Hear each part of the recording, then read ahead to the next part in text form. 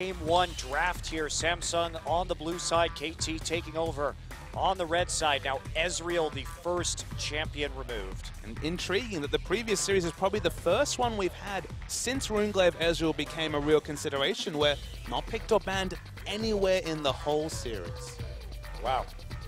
So not only the Ezreal, but the Thresh as well, the pocket ban up against Peekaboo.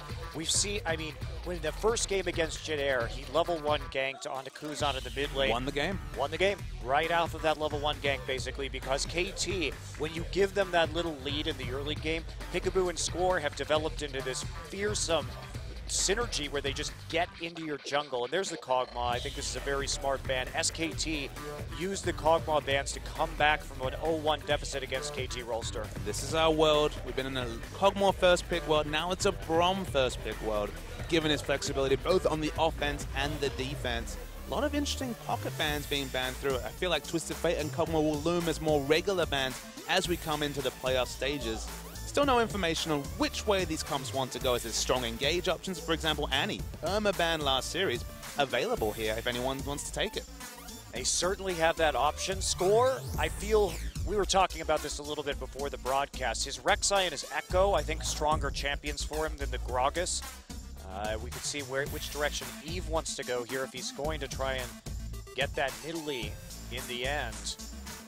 And that Braum, interesting, considering that would be a first pick when we consider that Ezreal is actually banned here, which is a big reason behind a lot of the Braum priority. I feel like it definitely came into the scene because it was that hard counter to the Ezreal, but now with the small buffs and just what we're seeing, how flexible the pick is, despite being a melee-ranged laner, still gets to the laning phase just fine after the Q buffs, and just has so much flexibility to really impact fights. So not surprised to see it really skip ahead in priority, even with AP Ezreal fast looming as a thing of the past. Yeah, and as we take a look at the opposite support pick, Janna for Peekaboo. A lot of Peekaboo's strength is in his early aggression, and that's going to, take a little bit of the edge off of his bite. What are you saying? Just skill E at level 1, there's big auto attack damage. Yeah, there's no CC effects, so probably not going to see a repeat of what really threw Jin off in that series last week. Eve locks in the Nidalee. Okay, we're sticking with what's worked here, Samsung. Yeah, maybe thinking about the Sivir, a champion we've seen banned a lot actually against Fury, and a good takeaway. So where does Arrow go now? Usually, when we talk about Arrow's success, we'd be seeing a Vayne here, perhaps, but that's not really ideal against what's going into this composition at the moment. Nagne has a chance to take that Azir away from Crown. I think you have to take that right now. It could be the Draven, He didn't have the most success on it last time. Of course, he was just one cash-in away from really taking over that game. I believe he had 600+ stacks at one point, so it would have been a massive cash-in, but just couldn't pull it off. It's still a wonderful laning matchup. If this was Crystal from Snake, definitely would be locking in at this point, but I know what you mean, because the thing about Arrow, 8-4 Sivir, 6-1 Kog'Maw. We're talking about 12 and 7 games. That's 19 games where he has an above 10 KDA, 10.8 on Sivir, 16K on Kog'Maw. The rest of the champions kind of fall away. So there's no real guarantee as to where he goes with the picks. He's considering the Jinx. Oh, no. Uh-oh. This is not what you want to see. No, it definitely is not. A lot of hovers, and it will be the Corki lock-in. And this is, Arrow's Corki. This is, whether we were talking about getting caught or no damage potential, we've seen multiple games where Bloodthirster Trinity Force Corki was just tickling enemy tanks. Or just balking into 3 members of the enemy team. His team fight positioning that is his strength with some other champions doesn't have that same effect. So big poke comp actually locked in. Crown wants the Varus matchup into Azir. That is a hard matchup for Varus. And now, it's the most obvious Maokai pickup ever, but maybe someday has been sipping the same water as Duke, because look, backline pressure is what you want to pick up with the picks and bans. You can go for Maokai, the safe choice, or you can throw in the Olaf and just try and smash Varus, because let me tell you, Varus can do nothing against Olaf. No, Chain of Corruption going to fall rather flat in that case. And Duke was saying in the MVP interview that he likes the Olaf matchup into Rumble. He is a fan of this.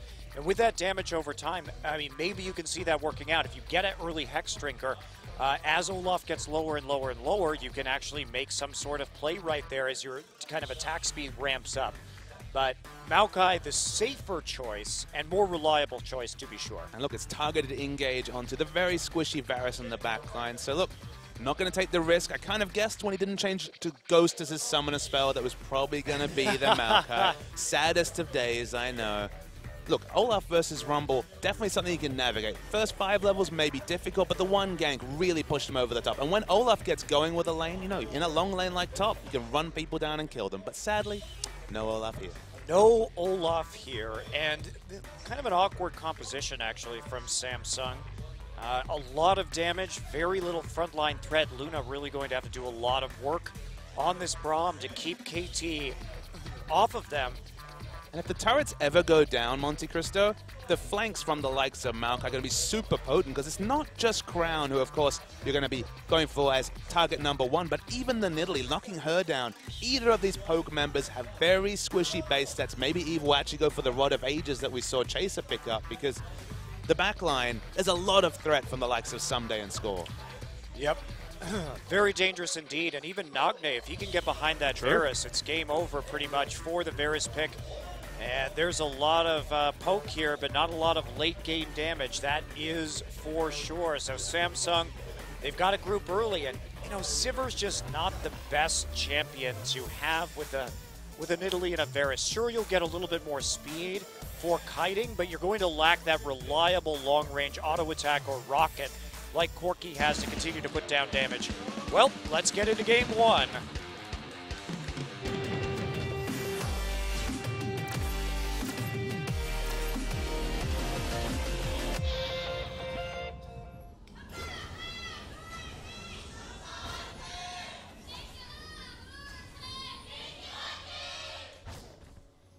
A lot of optimism in the voice for both the cheer squads. Samsung maybe a bit full on, but look, it's a difficult team come to put off. Now, in the perfect world, Sivir slams down the wave. Suddenly, the poke is just insane as they're hoping for another Penta. If he gets 3 Penta kills in a season, we're going to have to really try just re-evaluating metrics because it's been an insane season of Penta kills. Yeah, and 6 so far, 3 from KT Rolster, Nagne with 1 on Azir, Arrow with 2 on to Sivir. No Sivir this game. Corki versus Sivir. We've talked about this matchup at length because it's basically the default 2v2 matchup. Corki, at least when he hits level 6, has the rockets to maybe try and force out a spell shield, but so easy to spell shield the phosphorus bomb and win those trades early. Yeah, that's sign. Fans of Cloud Templars from America, actually. So the name of Cloud Templar spreads far and wide. There was no Rammus on the side, so I didn't know the joke. Yeah, and well, I'm very curious because Varus just hasn't been a big pick here in Korea as of late. Certainly earlier in this season we saw a little bit of it, but nowhere near to the degree that it's still used in regions like Europe, and especially with an Azir who can win a lot of these poke trades early. And Crown felt confident enough to not pick up the cleanse. You look down the lineup, you really want to be cleansing the Maokai. You might say, okay, I mean, Nagne could kind of gone for the same decision. Remember, the only hard CC is Crown, and maybe if Luna gets a couple of the concussive blows on, but Nagne goes for the cleanse, and that might actually shape to be very important, because cleansing off the Chains of Corruption, suddenly, a Zeosec play, very possible. Okay, well, let's see how well he can use that cleanse in this game. Crown just falling back very early on. We do have a lane swap that will result in a 2v2 in the top side. Arrow doing Arrow Corki things and just getting nailed early by this concussive blow from Luna. Pretty poor trade there for KT. He just walked up, took the stun, took the damage. Look, it's not quite as bad as Prey, who of course got forced out of lane in the last series, but definitely have to pop that potion early. No sustain available. A lot of lane control available to Fury and Luna. Yeah, and Fury is that very lane-dominant AD carry. He is like OQ. He gets leads in the laning phase, and sometimes Samsung can ride those leads into a victory. And also, Peekaboo, who likes to roam early, not going to have so much freedom now that there is the all-in potential onto Arrow. So we'll see how that sorts out in the top side. KT, a team that puts so many resources into Someday. I don't really understand the draft coming through from KT, because remember, this is a first rotation Janna as the answer to the Braum pick. So, okay, disengage for disengage. So far, you've got me, KT, but how do we end up with this Corki Janna duo? it's a bit strange to me that we've kind of gone this way, because Peekaboo now is kind of forced to stay in lane with a very safe AD carry. It just doesn't feel like specifically the AD carry pick fits what they were going for. Well, I mean, what are your options here? If Draven. Okay, you want to go for the Janna Draven, just maximum crazy trading combo? At least you try and hold down Fury. You cannot win laning phase against Janna Draven. If you're a Sivir, it's basically impossible. We see it maybe from time to time if so much jungle attention is sent to the top lane, but... Yeah, but KT has lost every single Draven game they've played this year, Papa Smithy. I mean, their Corki games aren't much better, Monte Cristo. Fair point. I cannot argue with that. All right, here comes the gank. Eve wants to come in early, and Arrow is having trouble. They have to use that exhaust early. Nice use of the Valkyrie to deny the pounce from Eve. Good timing. Peekaboo takes another spear, though, and that is just yet more damage onto the KT lineup. They're trying to target Crown in response.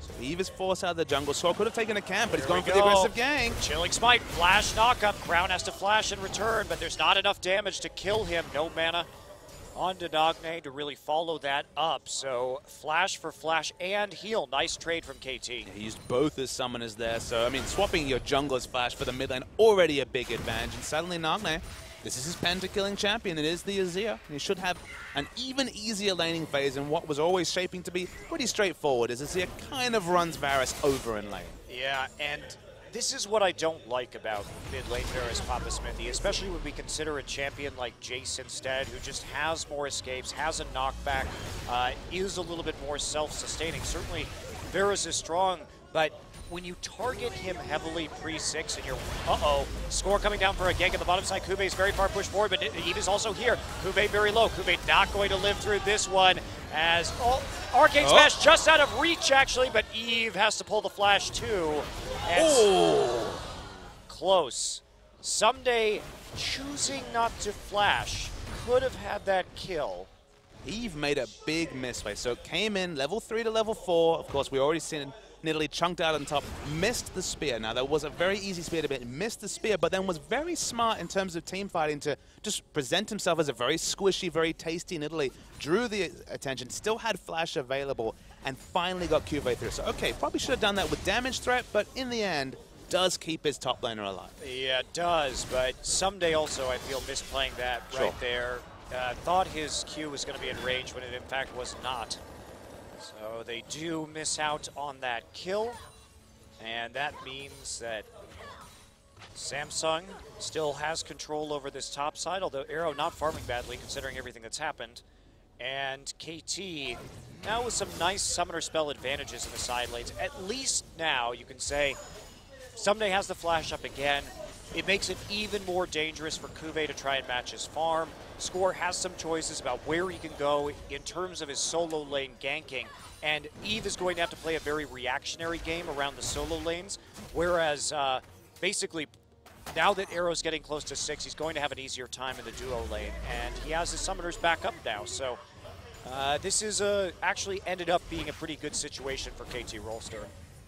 Eve doesn't really have the safe lanes to gank. As you mentioned, Cuve really struggling in this lane. Maokai often runs over the Rumble. 20 CS is the advantage, and with no flash, it's going to be difficult to reset what has been a deep freeze by Someday. Most of the laning phase Scores coming again, but can't get on top of Crown.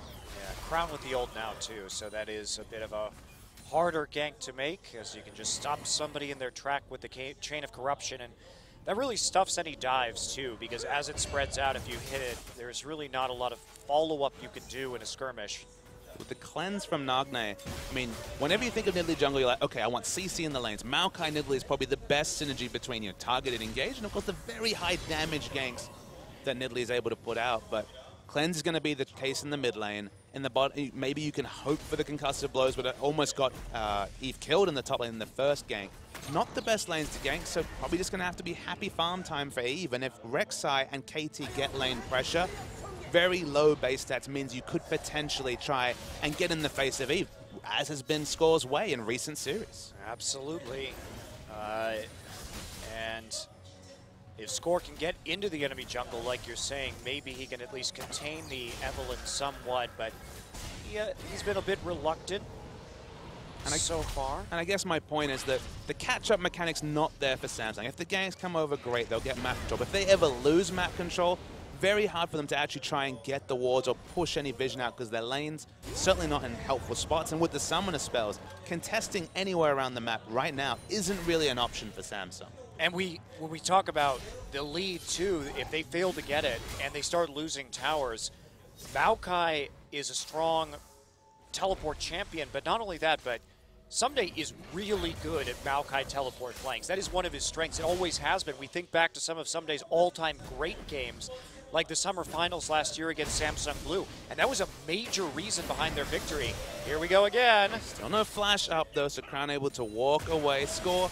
Look, he's not really sacrificing any resources. Okay, he's 3 CS behind Italy, but not really a big factor. But just the repeated ganks come around mid. If he can blow the flash again, it'll be a significant factor because honestly, Varus has actually done very well. Crown had that flash blown early. Score has made multiple visits, but very competitive in CS. Yeah, and Nagne has been not willing to use his flash either. You can think that maybe because up until now, Crown's flash was down, maybe he could have gotten a flash Emperor's divide play in to finalize a gank, but KT playing a very risk-averse game early, and they're running out of their time now to play around the flash timer of Cuvée in the bottom lane.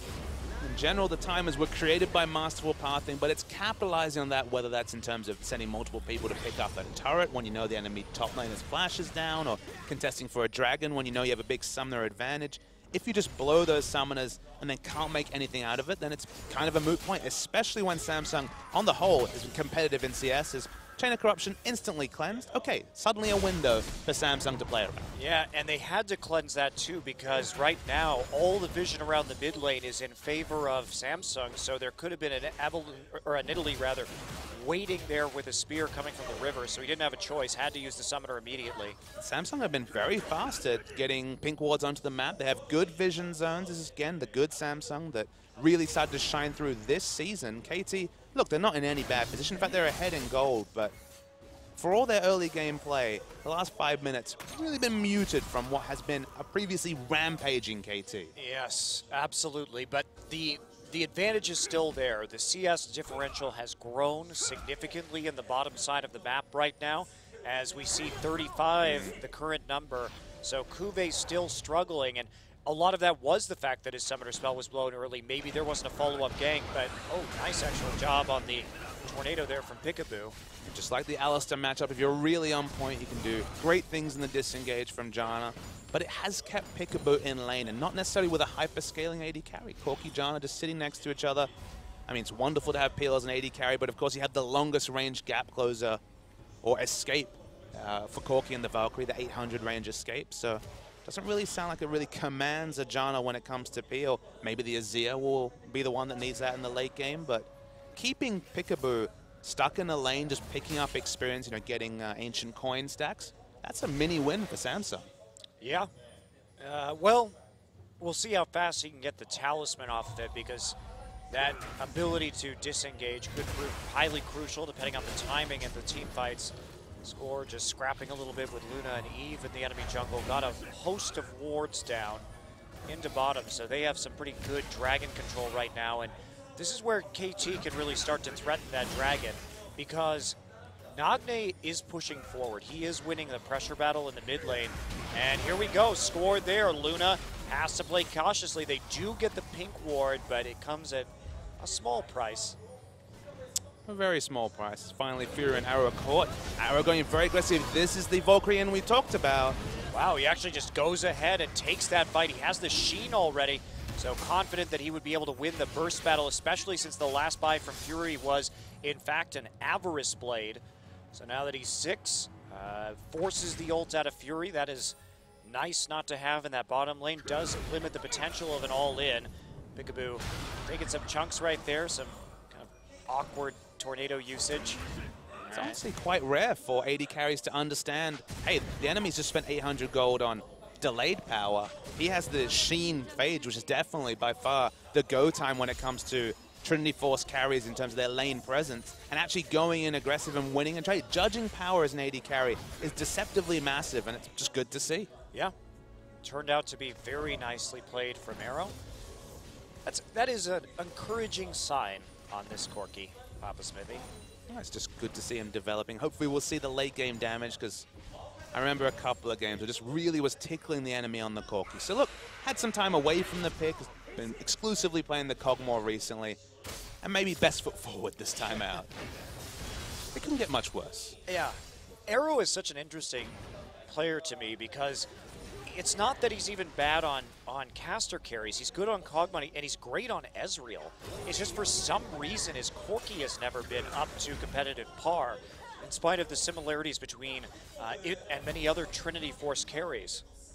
It's just some players that, you think you've pigeonholed their playstyle. Samsung have made a really nice rotation. We haven't seen the heal onto Crown for the attack speed, but that's a lot of outer turret damage. Yeah, it is indeed, but are they going to pay for it? Someday is here. He already TP'd in. Bye-bye. Eve and Crown is dead to rights, and they're going to get that turnaround. First blood for Nagne. That's going to be a Dragon 2.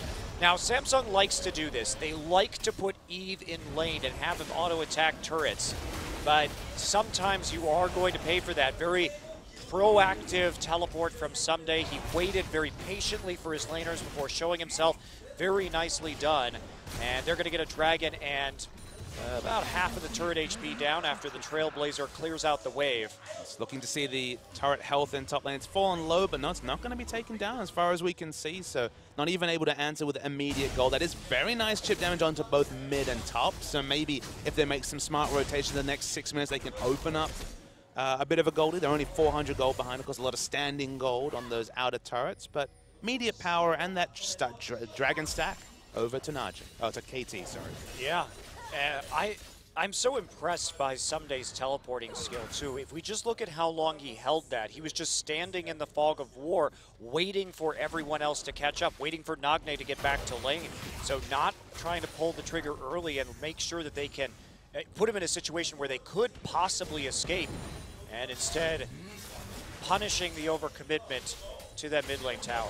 The item timing for Cuvée is early, but it's not ideal. You finish the 900, say, okay, I want to take a fight. I've got teleport up, but of course, Dragon's just gone down. And now if he wants to finish off this turret, it's going to be very overextended without boots. It's probably not going to be punished, but could be a very different game if they were able to delay that Dragon. They just got a bit too cute trying to do turret damage. Crown kept his summoners up, so that's still at least a small consolation, but nice little early capitalization by specifically Someday. And if I'm Samsung right now, if I really want to take advantage of this, as Arrow has to Valk away, Peekaboo not there to back him up, I really start thinking about taking some pink wards, advancing them into the topside river, because what you want to do is have Cuvée push forward, then walk into the mid lane, lay down the equalizer, and have him try and gank the mid lane. A very cute pink ward just towards the mid lane turret, so maybe you're being prophetic with those words. Score's actually rotating around top. We might see some action around there. This is coming in, so Someday already with a lockdown. Cuvée pops the equalizer. There goes the flash. Flash for Someday. There's a Chilling Smite and the Arcane Smash, but Brace Seeker or the red buff, who really knows, will take that.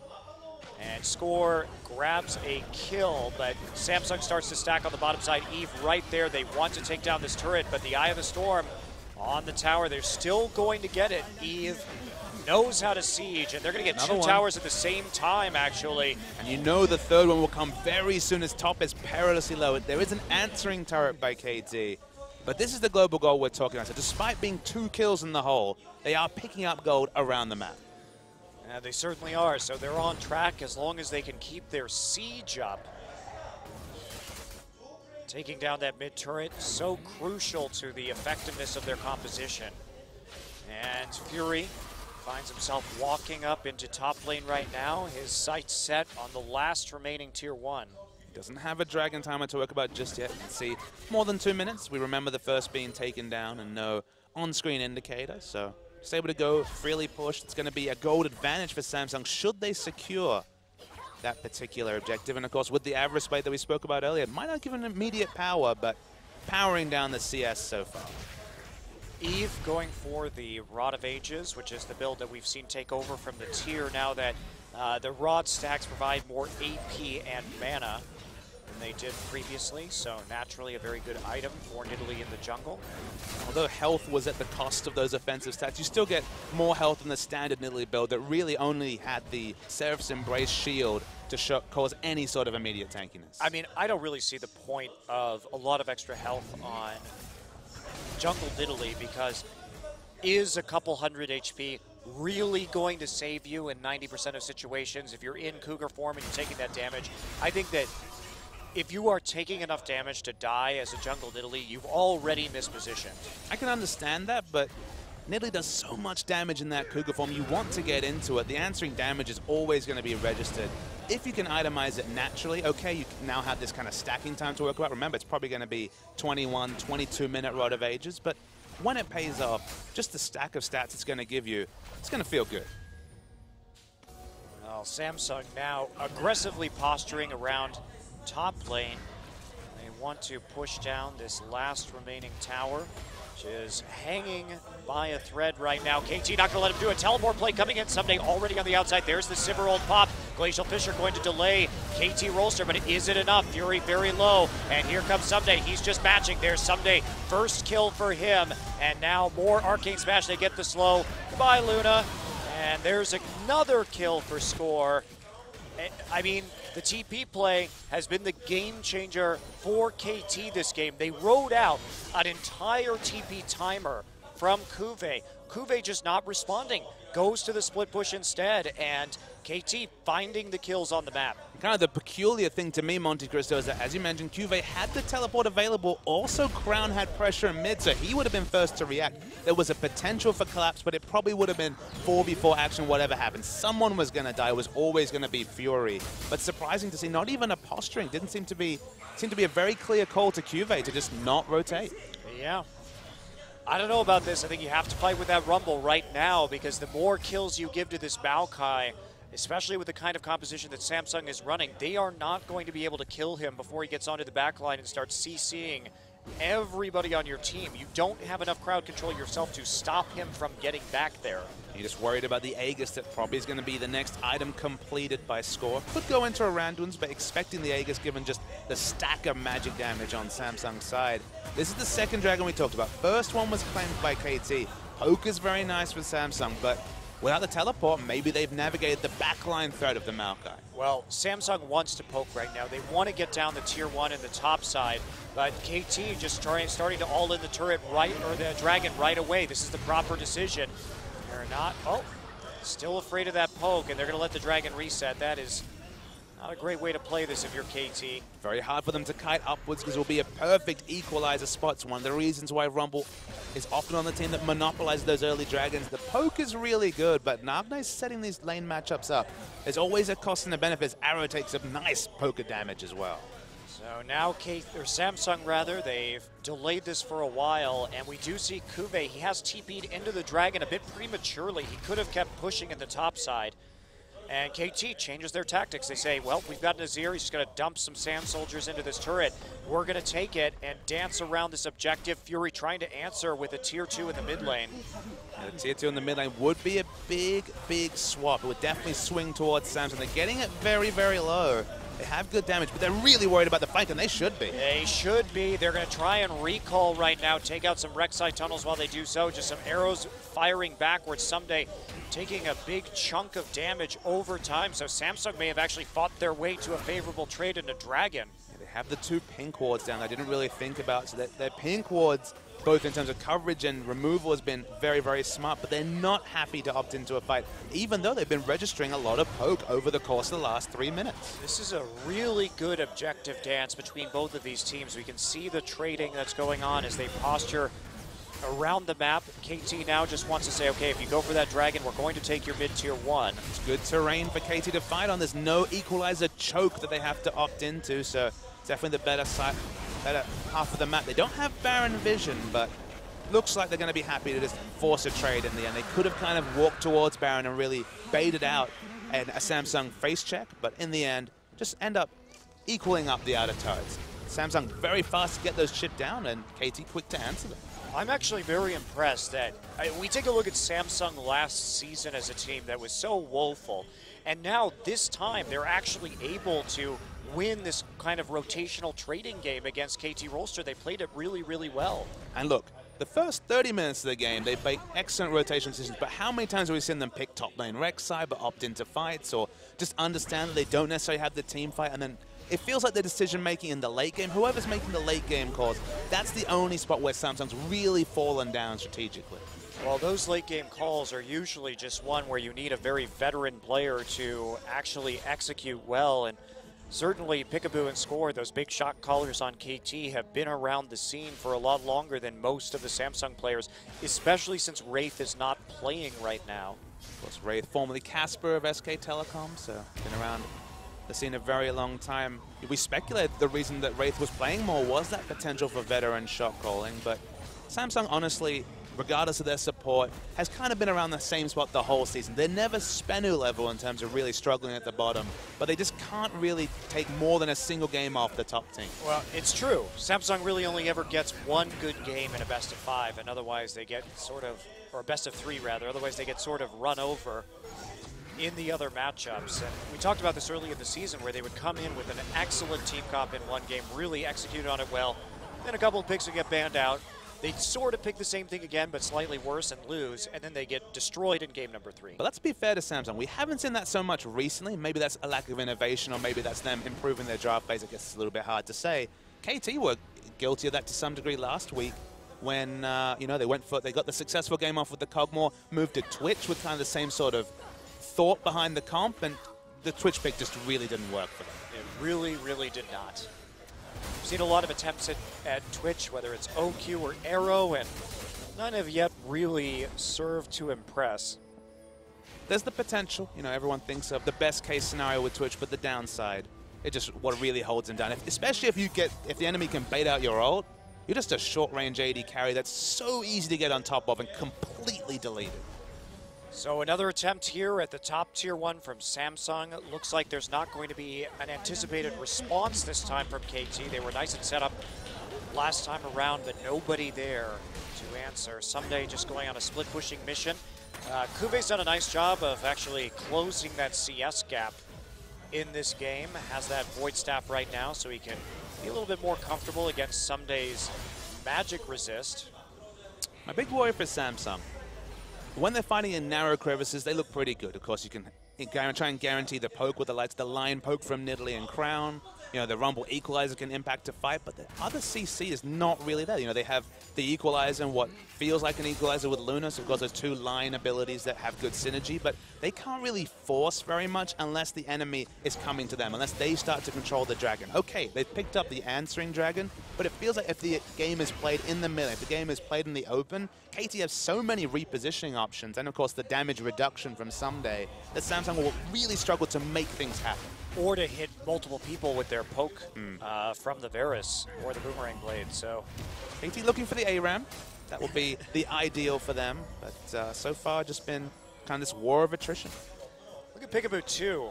Medjai's, we don't really see that item very frequently onto Janna players like we did towards the end of last year, a bit of a rare buy. We don't see level 1 gangs either, but Peekaboo, he does it a little bit differently, Monte Cristo. Well, he does. Usually we see something like an Aegis of the Legion though onto a support Janna here in Champions, and that, I would have to say, would be much more useful this game, more than likely, with this Janna. Itemization, surprising to see Score actually goes straight to that Rand. You know, wants to take out Fury and Crown. He's going to try and ignore the magic damage. So an Aegis from support would have really helped justify that decision. Score's trying to get on top of Cube. Really deep. He's going to take a huge amount of damage. Has a flash out right there. Nagme coming in. Luna starting to pursue. Nagme is just going to get chunked out. Emperor's Divide going to bottle everybody up. And Samsung, I am shocked that they did not drop the equalizer right there to try and make a play out of that. Cube, very awkward timing on the overheat. Wasn't able to put it down on him. Kind of by the time he got it available again, the moment had passed. He could have thrown it out and drawn out a flash, chose not to. But Samsung definitely got the minimum out of what was just a poor decision by Score. Yeah, I think he must have thought there was perhaps a ward for somebody to TP to, or that he was closer. But Monsoon down, Emperor's Divide down, those are not going to be up by the time the dragon is spawned. Samsung get position on the dragon from that poor contest from Skull. Remember, just in very simple terms, he was opting into what was looking like a team fight on top of a beautiful equalizer position. They're doing great work, just pushing in mid. You don't need to get too cute unless you have that split timing perfectly. Yeah. Samsung has got the setup right now, even though they don't control the speed shrine, so eyes on the dragon from KT as it spawns. They at least have that going for them. Someday, here in the jungle, we'll be looking to recall right now. They have some wards down, especially in the tri-brush. There's a pink there for Someday to go to. Score hasn't been spotted either, just hanging around the bottom side of the map. Someday, as you mentioned, ready for the home guard flame. Arrow. Okay, well, Arrow just gets caught by the chain of corruption, and that is going to eliminate KT's hopes of actually contesting this dragon, or so it would appear. Yes, Someday just going to home guard his way out of the base right now as Crown gets the drop onto the Corki. Summoner heal not enough to save Arrow as they burst him down. How do these things happen, Monte Cristo? How is it that he just falls down when mispositioning on Corki of all champions, the safest of the AD carry options? Well, I don't know. Ezreal's pretty safe, too. Okay, but he's not really an AD carry. Come on. He gets in the AD carry role when his mid lane is taken away from him cruelly. Okay, well, in the Runeglaive meta, perhaps. We'll see where he goes in some of the more future games, I guess. But yeah, there is a difference, like having that instant flash there. And maybe it's just the reality of knowing you have that ability to reposition gets you to play that much more aggressively. I mean, that's maybe just the reality, because this is consistently the story on Corki, whereas he's just outstanding on the likes of Sivir and Kog'Maw. Yeah. Indeed. You speak truth, sir. So, gold lead going to be evened up, but dragon advantage to Samsung. Very low kill game, but been an exciting one in terms of the play on the map right now. And Nidalee, been the big benefactor. Remember, those 10 minutes of dragon control coincide with her powering up. She's 9 minutes into the 10 minutes of the Rod of Ages. I believe it's going to be completed as I'm completing this sentence. So that's already powered up now. A big AP stack. Looks like the Luden's Echo probably going to be the next purchase. These spears, they're going to start to stick. Yeah, to a certain degree, I agree with you. But again, come the late game, we've seen these poke compositions do well, but once you get to 6 items, the damage really starts to fall off.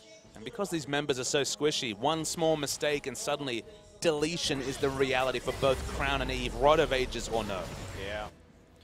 Fury not going to be too durable either until he can actually get something like a Banshee's Veil to help him live through the crowd control. Teleport flank coming through from the Maokai. Here he goes, on to Crown immediately. Crown get caught, popped up. Chain of Corruption not going to save him. Someday now, all over Fury in the back line. Nothing is going to kill him.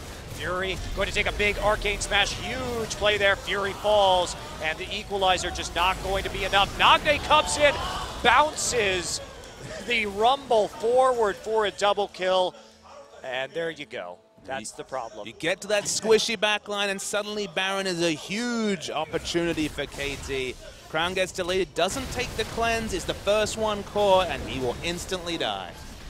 Well, what do you do in that situation? He wanted the heal in this game instead of going for the cleanse that would help him against the Maokai. And now that is a Baron for KT Rolster. They just do a huge amount of work. And again, Someday has saved this game for KT. Flash engage. Yeah, and he just knew there was no vision whatsoever in the area and just put it all on the line, and man, the payoff is sweet. And look at this too. Twisted Advance stops Nidalee during the pounce with a well-timed arcane smash. Very nicely done. And Kube also mispositions his equalizer right there. Instead of getting it perfectly vertical to actually get more damage down. That could have changed that fight, actually. But you've just seen the difference between Maokai and Rumble. Of course, Rumble needs the setup. He needs to be in position to really lay down, that line skill shot of the equalizer. Maokai put the Nikes on, got the pick, and the team fight was really over there. Equalizer on point or no? Yeah. Well, Peekaboo got some sweet, sweet Magi stacks for that. Finally gets the Talisman of Ascension. A very useful tool to use in conjunction with this Rek'Sai and the Maokai. And now Baron going to be coming through. Still very good wave clear for Samsung. Does Sivir have any kill potential on Maokai, even with that third I mean, the last whisper being completed. I mean, the Thorn Mail now. Thorn Mail, Frozen Heart Thorn Mail. Nope, the answer's no. Even Randuin's, you know, the Randuin's try is actually looking pretty good. The no Aegis, it's actually starting to pay off for KT. Well, it's being built now at long last. Score, well, I assume Score will build it. We will see. No guarantee.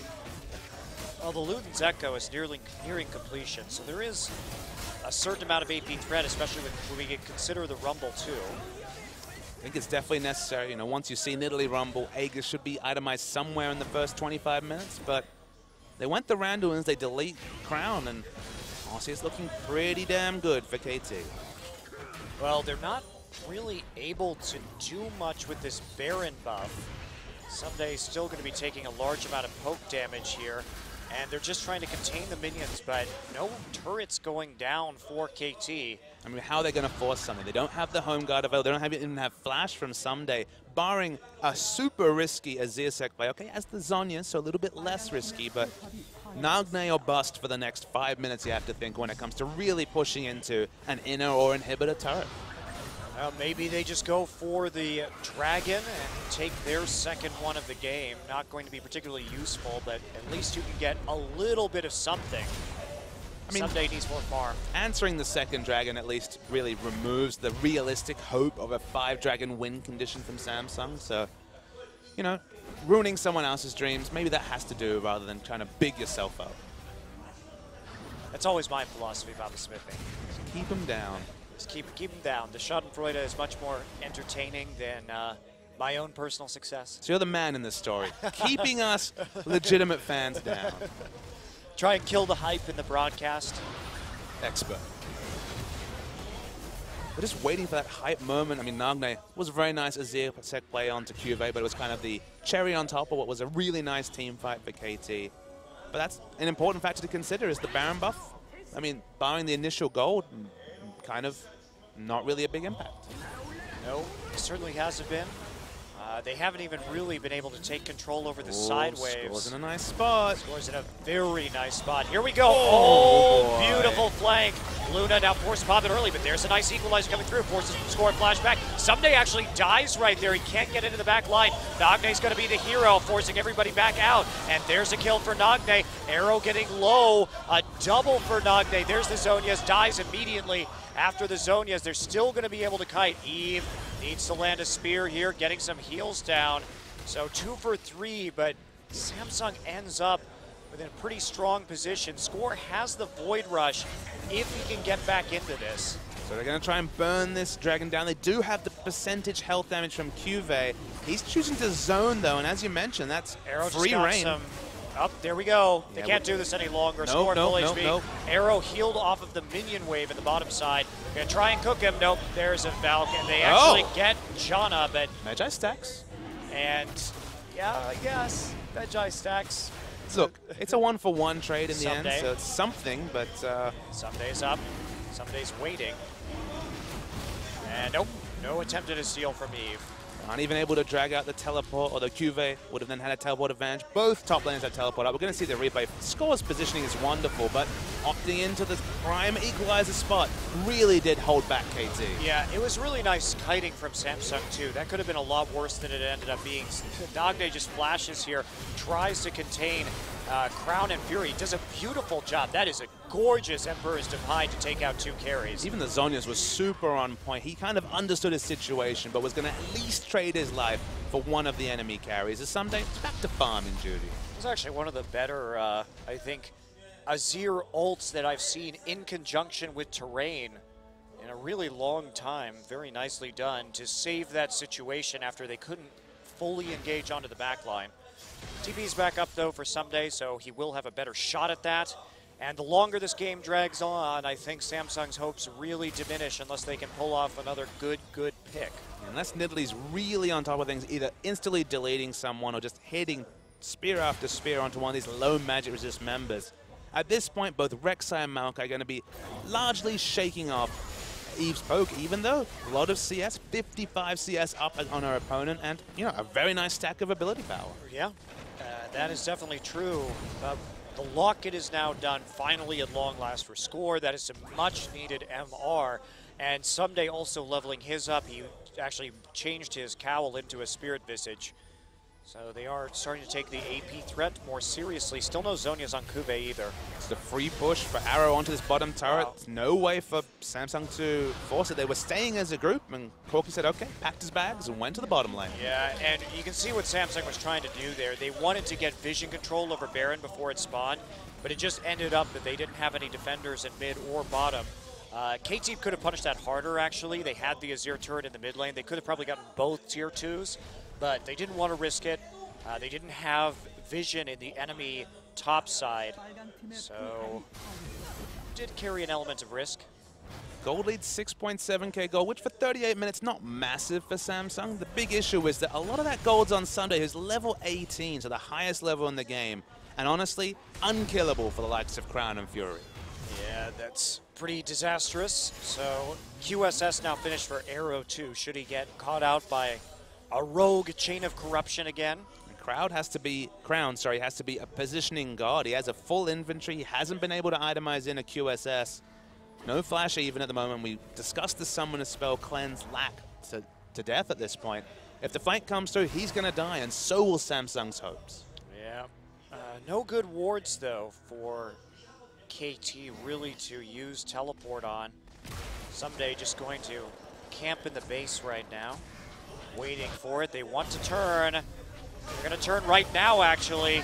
So where's the TP? Oh, they got a deep ward. They had a good one in there. He gets onto Eve right away. Crown still a little bit free, but there's the exhaust. It gets onto him, and that's a nice equalizer, though, and a good snipe onto Peekaboo. But there goes Crown. He pays for it with his life. A double kill for Nagne, and now they just find Kube in the back line. So the Monsoon does enough to negate the actual equalizer, which was well placed, and nice blue steal. It was one of those cases where they had to fight around the equalizer. They had to eat the damage, but then they re-engaged. So it almost felt like it was swinging towards Samsung, but they re-engaged by Nagne in particular. Was wonderful to see. And now someday, there's no getting through this tree, and there's no denying Baron from KT. I really like the synergy we're seeing between Someday and Nagne this game, because Nagne just holds on every fight to use his ultimate until that comes through. So watch the replay. This equalizer does so much damage. If there was just, some damage numbers here, it's burning down 3 members for the majority of the fight. It's nice channeling by Peekaboo, but the re-engage that comes through from Nagne in particular. Picture perfect, and now no zones to respect left from Samsung. So free kills abound. When we see KT teamfight with these two champions, Someday goes in first and absorbs so many of the cooldowns. And then once Nagne knows that there's nothing else to lock him down, he immediately follows up with these long-range Azir engages. And it's been working incredibly well for them. I think it's just fun to see the synergy and the teamfights between these two players. And while the KT hype train, look, it was derailed a little bit by SKT, although, it was at least competitive in game 1. One of the reasons why it needs to kind of be on the rails to some degree is that, we've spoken at length about Score and Peekaboo. Viewers probably tired of us talking about that duo. Suddenly now we're talking about Someday and Nagne. That's already 2 duos that are certainly on the same wavelength as we hit the business end of the season. Yeah, very nice team fighting from KT. And there were some misplays, obviously, but KT has shown that they are just better at setting up these team fights. KT repeatedly in this game thinking 1-2 minutes in advance to set up the teleport plays, and that has been the big difference maker. Hello, Someday, right into the back line. Goodbye, everybody dead. Underneath the turret, Arrow going to grab one onto Luna, and now they're just going to pile on through every single tower, diving multiple turrets deep. Kube the next target, and that'll be yet another double kill for Nagne as he really starts to deliver on this Azir. And now they're just going to go through triple kill in the end, and they actually take out 2 turrets en route to a deep dive ace. And they're just still diving. They don't have a minion wave still, but with 30 seconds on any semblance of wave clear, this should be KT getting back on the train after that SKT series. Well, it was close at first, but KT plays the map a whole hell of a lot better. They get the teleports. They shut down the poke composition. With time, they get to that point of tankiness, and that'll be a win for KT Rolster in Game 1 of this series. So much kill participation for the Maokai, for the Rek'Sai. 10-1-4 is the kill score for Nagne. I mean, we have to start talking about this guy's Azir and in general his season, because it might have been a slow burn at the start, but Nagne's really standing up in the last few weeks. Well, he's actually been very reliable. I won't say that Nagne is certainly not an elite level of mid laner, Sure, but he is a guy with a large champion pool who does his job. Now the question comes, at the top level of competition, do KT have enough true carries to actually take a game? Someday, as you shut him down, seems like it's pretty easy to play around. Someday